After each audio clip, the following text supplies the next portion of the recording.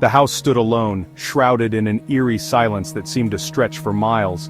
It was at the end of Harbinger Lane. The street was empty, devoid of life, as if the very essence of the place had been drained away. Weeds grew through cracks in the pavement, reclaiming the space that once belonged to human hands. Nature was taking over, slowly but surely. The windows were dark eyes, staring out into the world with a haunting emptiness. They watched me, unblinking, as I approached. I felt a chill run down my spine. The air was heavy, thick with the weight of untold stories. There was a story here. I could feel it in my bones. I am a writer, and stories call to me like a moth to a flame. This house, with its decaying walls and silent whispers, was no different. This one whispered on the wind, its voice carried through the rustling leaves and the creaking branches. It was a voice that spoke of times long past. It was a tale of sorrow, a story etched into the very fabric of the house. It spoke of fear, of loss, and of memories that refused to fade. I had to get closer, drawn by an invisible force. The house seemed to beckon me, urging me to uncover its secrets. I had to know more. My curiosity was insatiable, my determination unwavering. I needed to understand the story that lay hidden within these walls.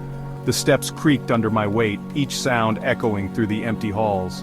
The door groaned as I pushed it open, revealing a world frozen in time. I stepped inside, the air cold and thick with the scent of dust and decay, and something else, something old, something ancient, that seemed to whisper secrets of a bygone era. The house was silent. Too silent. The kind of silence that wraps around you, making you feel like you're the only person left in the world. It was unsettling, almost as if the house itself was holding its breath, waiting for something to happen. I could hear my own heart beating. Thump, thump, thump, thump. The sound was so loud in the stillness it felt like it was echoing off the walls, amplifying my anxiety. Each beat echoed in the stillness. It was as if the house was alive, listening to my every move, my every breath. Then I heard it. A whisper, faint, barely there. It was so soft I almost thought I had imagined it. But there it was again, a soft murmur that sent chills down my spine. It seemed to come from the walls themselves. I pressed my ear against the cold, cracked surface, straining to make out the words. A name, or was it? I strained to listen. The whispers grew stronger. They swirled around me, filling the room with an eerie presence. Voices from the past, trapped within these walls.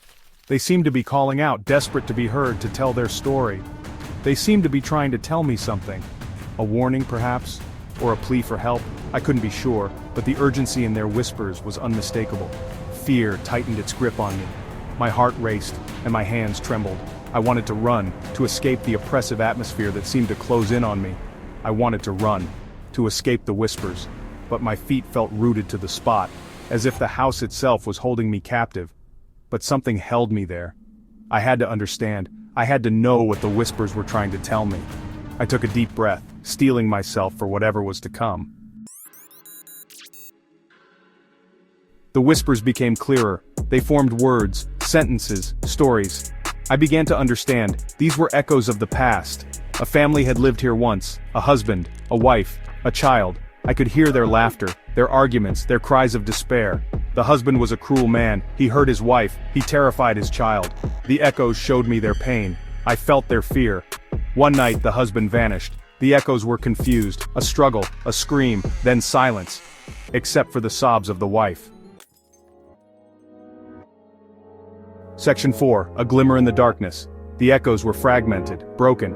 I strained to piece together what happened. Where did the husband go? Then I saw her, a young girl, hiding in the shadows. Her eyes were wide with fear, but also something else. Determination. She had a small hand mirror. She held it up, toward her father. The echoes showed me a flash of light, a blinding light. The husband was gone, vanished. The girl had done something, but what? The echoes were silent. The girl, the key. Section 5.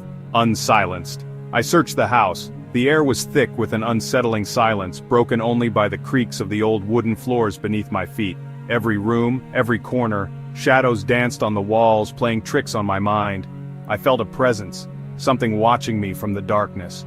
There had to be something hidden, something that held the key to the mystery that enveloped this place, something to explain what happened. The more I searched, the more the house seemed to resist, as if it had secrets it didn't want to reveal. Finally, in the attic, I found it. A small hand mirror, tarnished with age. It was hidden under a pile of old forgotten things, as if someone had tried to keep it from being found, but still reflecting a faint, eerie glow. The glow seemed to pulse, almost as if it were alive, drawing me in. As I picked it up, the whispers returned. They were faint at first, like distant echoes, but they grew louder with each passing second. Louder than before, angry. The voices seemed to be coming from all around me, surrounding me in a cacophony of sound. The girl's voice rose above the others. It was filled with pain and desperation, a cry for help that pierced through the noise, a scream, a warning, or a plea. The sound was so intense it felt like it was reverberating through my very soul. The mirror slipped from my grasp. My hands were trembling and I could feel the fear coursing through my veins. It clattered to the floor. The echoes were silent. The house felt empty, but not alone. Something was still here. I could feel it. The air was thick with an unseen presence, watching my every move, watching me, waiting. The silence was deafening, but I knew I wasn't alone. The phantom echoes had been silenced, but the feeling of being watched remained, a constant reminder that something was lurking in the shadows. But something else had been awakened, something ancient and powerful, and it was waiting for me to uncover its secrets.